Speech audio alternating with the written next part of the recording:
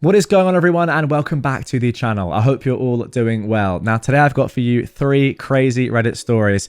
The first one is just genuinely mind-blowing. As you can see from the title and thumbnail, this woman unfortunately took a DNA test and found out that she is 23% related to her husband.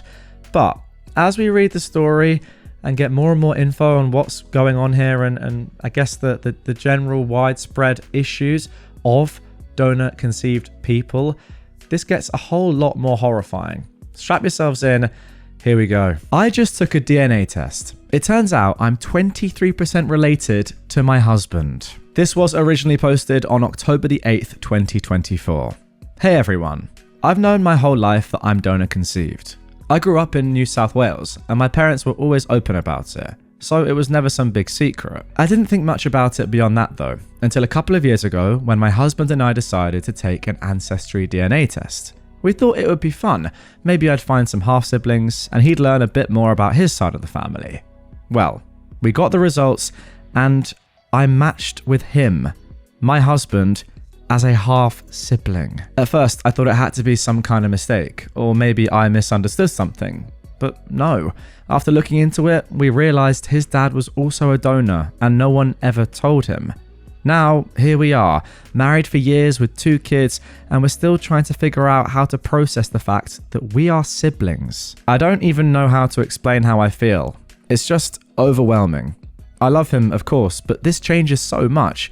We've already spoken to a genetic counselor and we're trying to move forward, but it's like everything we thought we knew about our family has been flipped upside down. I just feel kind of lost. Has anyone else here gone through something like this? I'd really appreciate hearing from anyone who has dealt with something similar, or even just your thoughts. Okay, let's jump straight into the comments here. And guys, as always, if you've been in this situation, get your comments in on this episode. But somebody on Reddit said, I think you need some family counseling. First between you and your husband, and then later down the road when you inevitably tell your children. I'm not sure if you're able to take leave from work, but it would be a good idea to look into that because this is absolutely something you need to process without work distraction. OP replied, I'm in therapy myself, but unfortunately my husband is not open to that right now. He's in a big denial phase and does not wish to talk about it. Now somebody else said, I'm so sorry. This was bound to happen somewhere in the world at some point, given the current unregulated fertility industry that puts profits above the rights and interests of the donor-conceived child. If you're up to it and think it would help, I have a few pieces of media to recommend. The Man with 1,000 Kids, a documentary on Netflix. Laura High, a content creator and advocate for DCP, donor-conceived people, on TikTok and Instagram. Multiple books have helped me, such as Inheritance by Danny Shapiro, Uprooted, and The Lost Family. I've not come across this particular scenario where children were conceived by accidental incest between DCP, but a lot of people have other traumas related to the industry and have explored that. I also understand if you don't want to research the situation. I didn't when I first learned I was DCP by surprise. I also understand if you don't want to research the situation. I didn't when I first learned I was DCP by surprise. Talking to someone is important though. You will be okay. Your kids will be okay. It's super weird and icky that this happened, but it's not your fault. OP replied, I've actually seen most of that media and read a couple of books from Australian DCP. I'm lucky to have been told early that I was donor conceived. It was never a huge factor in my life until now. Okay, let's jump straight into the update here. This was posted a couple of weeks later on October the 24th, 2024. And I hope this will give us some more context as to what happened next. But also, I'm kind of thinking to myself, medically, we haven't really explored that yet. Is this okay medically? I kind of want to know. OP says, thank you so much for all of the responses, support, and advice. I've taken some time to process, and I wanted to provide an update on where we are at. First, I've been in individual therapy and I'm working through everything. It's been incredibly helpful to have a space to just unravel my thoughts. My husband has also told me that he is open to couples therapy. That's a big step for us, and I'm hopeful it will help us navigate this together. To confirm some things, yes, my father-in-law is the donor, which makes him not only my husband's father, but also mine. It was a lot to take in. We're both really angry that my husband's dad never told him the truth, and at the moment, neither of us are talking to him. It's just too much. We've also discovered about 40 other siblings so far, all of whom live nearby. That was another layer of this experience we weren't prepared for. We haven't met them all yet, but knowing they're out there brings its own set of challenges and questions. As for our marriage, no, we're not divorcing. We love each other and are committed to working through this, but we haven't told our children yet. We plan on getting professional advice before we do. This isn't something we want to rush into without understanding the best way to approach it for their sake. I know many of you are part of the donor conceived community, and I just want to say that while I'm very aware and involved in spaces like We Are Donor Conceived, and I do follow creators like Laura High, Donna Dillon, The Queer Mama, Rachel, strangers like me, DC, Sunny, Evie Lucas, etc., I'm not interested in speaking to anyone publicly about our situation. I'm really proud of people like Victoria Hill for going public, but that is not what's best for my family right now. Thanks again for listening, for the advice, and for your understanding. We're taking this one day at a time. And that's all we have on this story right now. Somebody commented below, so very impressed with you both. This must be such hard work, and my heart goes out to you. As a donor, this is my greatest fear. I was not anonymous by choice.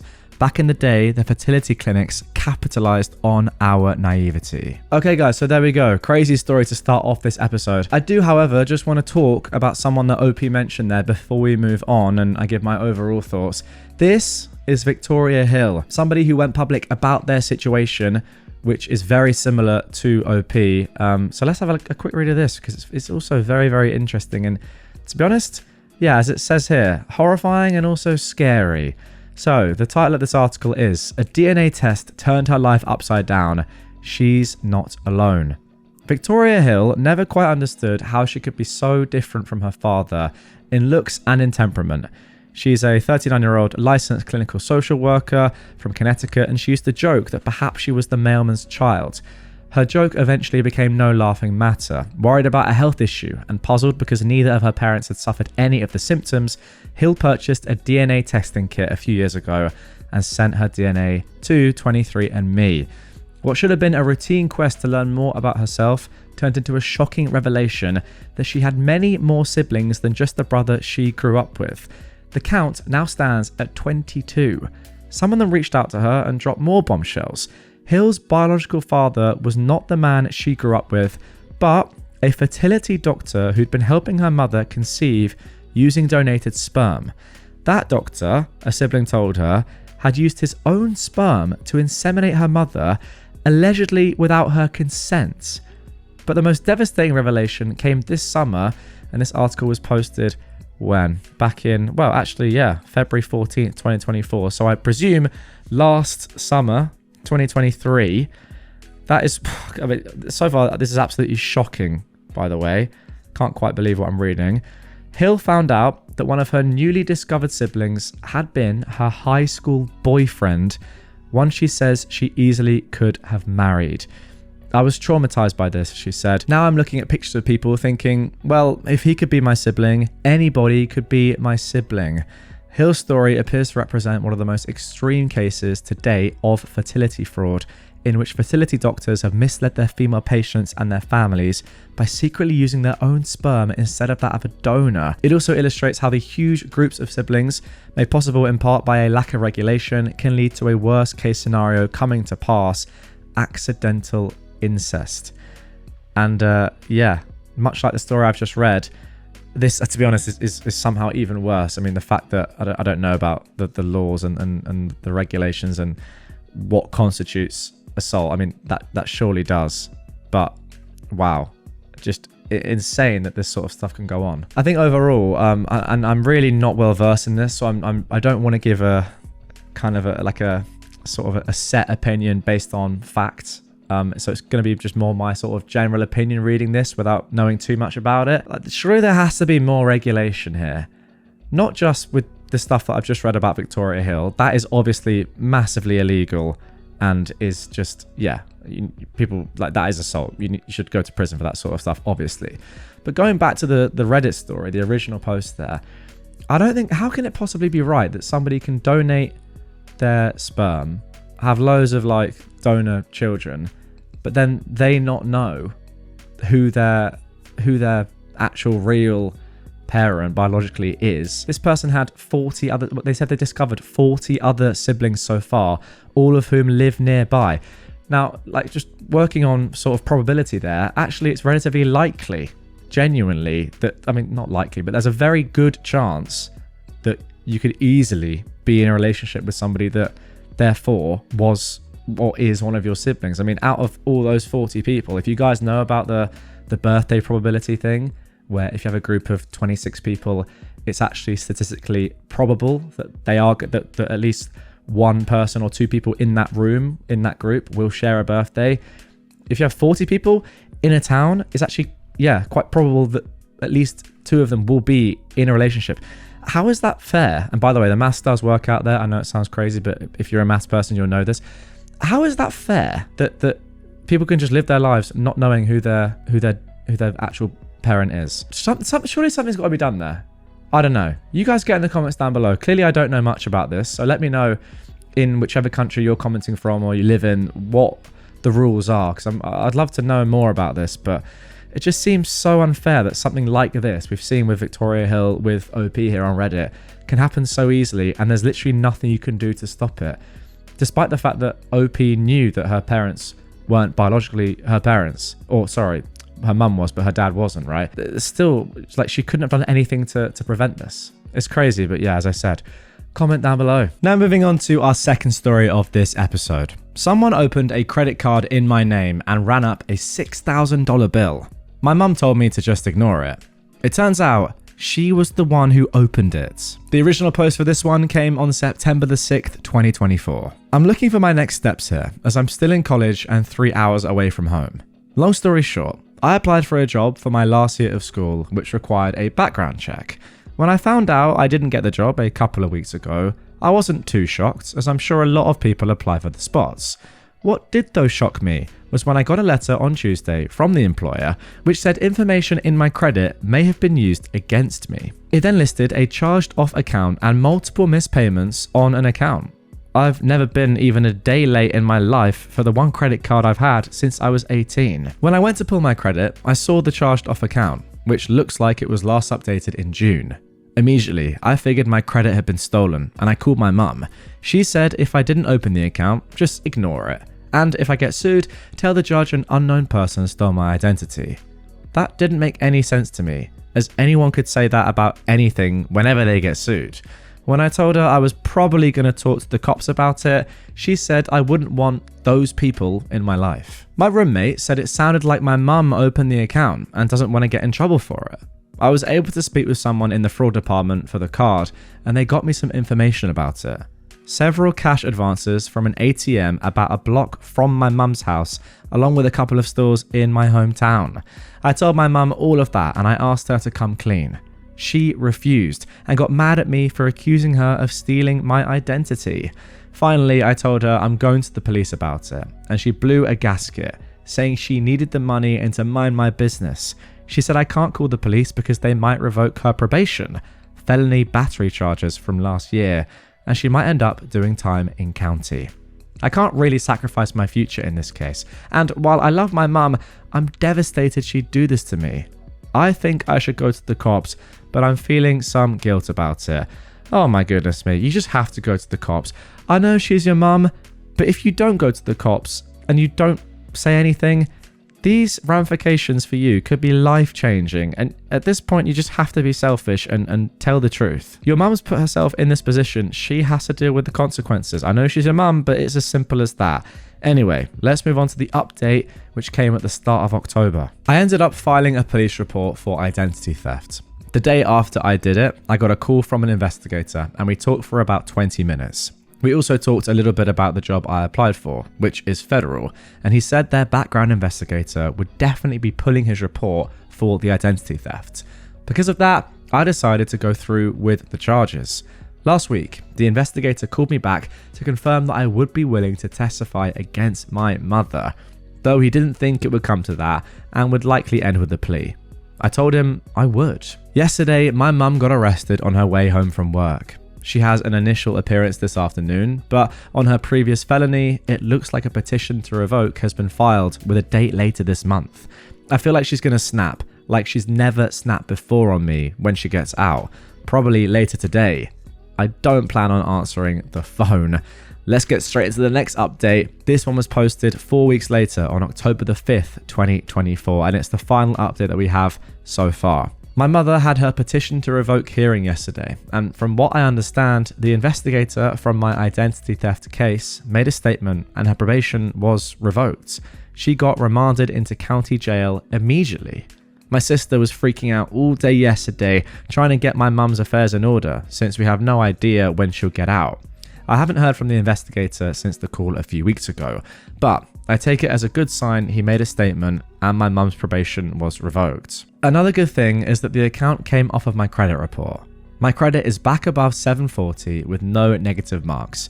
I feel like I've at least gotten some justice since she's back in jail, even if it isn't specifically for identity theft. I'll make another update once I figure out what's happening with my case. And as I said, at the time of recording, guys, that is all we have. But yeah, I mean, at least you're on the right road here. And your mum, God, just so weird. Like, I actually give a little bit of kudos, well, actually quite a lot of kudos to your roommate OP who said that they thought it might be your mum in the first place. I don't think I ever would have got there in my mind. I would have thought, okay, your mum's giving you bad advice here, but it's not going to be her. But wow, the fact that they actually said, are you sure it actually could be your mum here? And sort of, yeah, gave you the idea to really go through with it, get some answers from your mum, and then file a police report. It's pretty crazy. But yeah, I don't know. Identity theft of your own child is just crazy. Like, I get it. Times are tough. But my goodness me, that does not justify theft. Especially not of your own children, like screwing them in future. I know it doesn't matter who you're stealing from. Like, it's all bad. But surely even an idiot would think, okay, I'm not going to steal from my own child and destroy their future. It's sad because you say in this, OP, that you love your mum, but let's be honest, after doing this and seeing this, there's no way that she loves you. Now moving on to our third and final story of this episode. My new employee ran a background check on me and asked me about what he found, plus 5-year update. This was originally posted back in August 2019. I started a new position recently and was promoted quickly to a management position. Great. I have a long supervisory background, looking forward to helping in a wider capacity. One of my direct reports is a very conscientious and ambitious young man named Scott, who I found pleasant to work with. Last week, during a normal conversation about a project, Scott brought up that he had done a background search on me, and then asked me about an arrest on my record, an insurance snafu that led to a driver's license snafu, and when I was pulled over for a normal traffic stop in a rather conservative county, I spent a night in lockup, which was both humiliating and illuminating. This is not immediately Googleable. I gave it a try myself after he brought it up, and some of the specificity of the details he used leads me to believe that he went to one of the publicly available background report sites and paid the nominal fee to obtain a detailed report. His question was framed as that he had been doing some research and wanted to clarify what happened in X state because it wasn't clear if it, the arrest, was in X or Y state. I lived in Y state more recently, but there's nothing easily found that links the two without paying for it. So in the moment, I answered truthfully that these items were from more than a decade ago and were the result of a particular set of circumstances. I then excused myself from the conversation and returned to my office. The longer I think about it, the more weirded out I am. Scott would like to advance, and I feel like a follow-up conversation is definitely warranted, but I'm struggling with an approach aside from, hey, you super violated a boundary for me, and that will go over like a ton of bricks if you do it with future managers. To be fair, this is an overtly aggressive office culture, and asking to explain your professional background in a fair amount of detail to co-workers and employees is par of the course.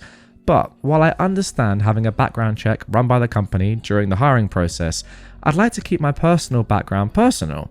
And while I'm not wild about discussing this embarrassing incident, my reaction was more of a, how and why did you obtain this information, than a deep, dark secret that I'm worried might come to light.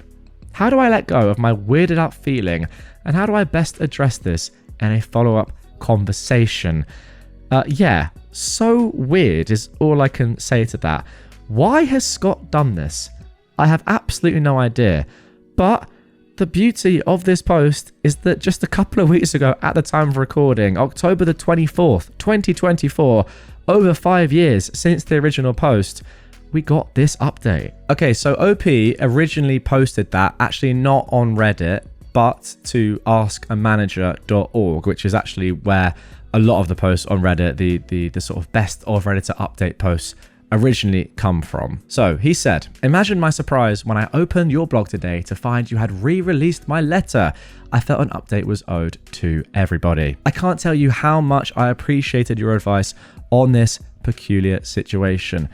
If you didn't know, you sort of submit your question to Ask a Manager, and then you'll get advice from Alison Green, who runs it. Actually, originally Alison replied saying, you're being way more chill about this than I would be.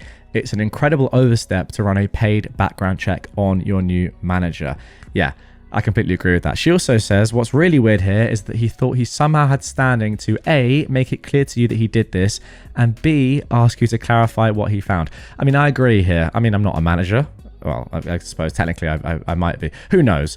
But yes, in this situation, it's a very, very, very weird thing to happen. And I do think that OP sort of glossed over it a little bit, rather than just saying, actually, what on earth are you doing? This has to be some form of disciplinary injustice or mistake here. I don't know. Anyway, let's go back to what OP was saying. Thank you for the advice. It was a much needed grounding and reminder of what normal should look like. While I was not able to participate when the post was originally published, I did read every single comment. Your point about questionable judgment was spot on. Scott was indeed a younger employee and deeply convinced of the superiority of his own intellect and gender. He had a 5, 10, and 15-year life plan with ambitious goals. Unfortunately, this was coupled with no more sense than God gave a goose. His previous work experience in an unrelated field left him the impression that it was absolutely reasonable to deeply examine the people around him, but then verify his findings through research. As part of his 5-year plan, he was applying for many roles within the company in search of advancement, despite not having relevant experience nor demonstrating development in any key skill areas. As mentioned in my previous post, I was hired on in a line-level position and then promoted to a management position within a couple of months. In that industry, career advancement is often tied to reassignment in diverse geographic locations, going where the work is, and arriving at a new location is accompanied by sharing bona fides with the team to build connections. Imagine you've worked for 20 years for the same company, but have moved 8 times and never worked in the same place or with the same team for more than 2 years in a row. I'd spent a great deal of time grabbing opportunities as they arose, living out of suitcases, and working far, far too much. I'd garnered some nice accolades in some faintly glamorous locales, but anyone who has done it knows that the luster is surface level only. Scott was intensely interested in my career experience and how I progressed in the field. Coupled with his desire for promotion and deeply flawed perceptions around reasonable follow-up, this led to the rather extraordinary situation I wrote in about. Armed with the knowledge that Scott was about as intuitive as a pile of bricks, I was planning a follow-up conversation the next time we worked together. He beat me to the punch when he asked me again about the information he had found as soon as I approached his desk, this time with a copy of my booking photo pulled up on his screen. I reacted much more decisively this time, telling him to close the browsing window immediately and pulling him into the office for a one-on-one conversation. Looking back, I think I used your phrasing almost verbatim around work boundaries and everyone deserving privacy. Scott was mostly confused by this response. In his view, it was perfectly reasonable to look for deeper information about almost anyone. His rationale behind asking me about what he'd found was he wanted to alert me this information was out there. I told him it was unacceptable behavior and demonstrated incredibly poor judgment that he'd dig this far into any colleague, much less his manager, then to bring it up multiple times. The company completed background checks for every employee. If they'd proceeded with the hire, one would assume that nothing relevant was in the report.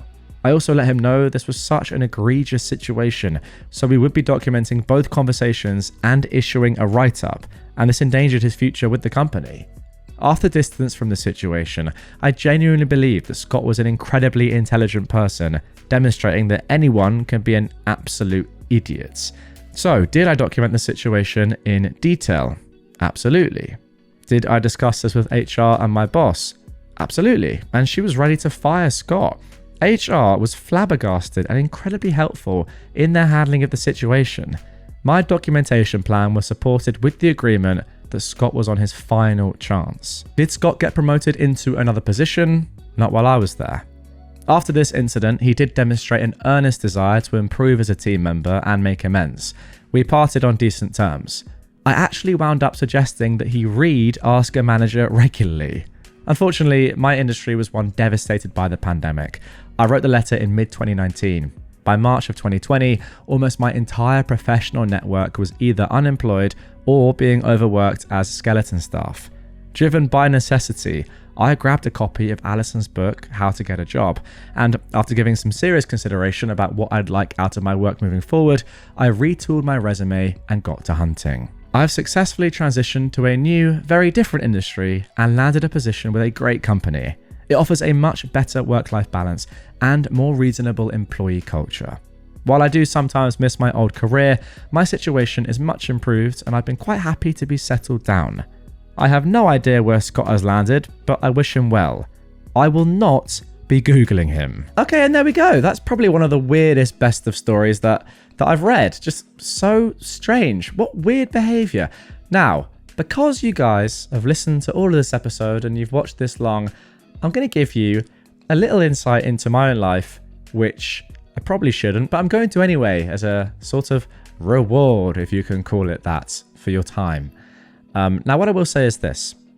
I am not against a cheeky little background check myself. You know, call it a stalk, call it whatever you want.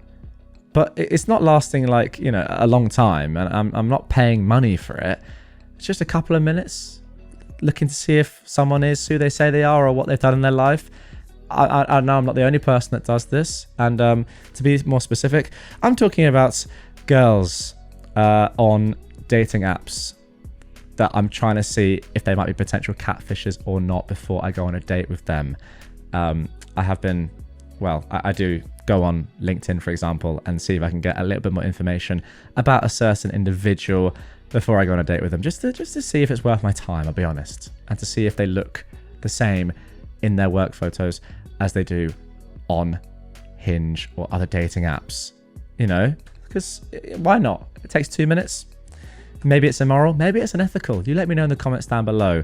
But I know I'm not the only one who does that, and I've been, let's just say, let down in the past by people who don't look how they look on their profile in real life. So it's a little step that I take. Should I have said that? Maybe not. However, it's the truth. Coming back to the story now, this is a different level. I would never ever pay for anything like that, first of all. Secondly, to do it to your manager, your new manager, is so, like, I actually kind of rate how stupid it is. Like the arrogance to say, by the way, boss, don't know if you know this, but I paid for something online that said you got arrested a long time ago for something that really doesn't matter at all. Why? What happened there, man? Just so you know, if other people pay to get a background check on you, they'll also be able to find out this information. There you go. Hope you're okay with that. That's another level, obviously. But yeah, there we go. That's going to do it for this one anyway. Let me know your thoughts on what I've just sort of, yeah, I guess spilled there in the comments down below. Is that unethical? I don't think so. I'm just saving myself some time. I'm going to be honest. Got to play the game. Should I say that? Who knows? You let me know down below.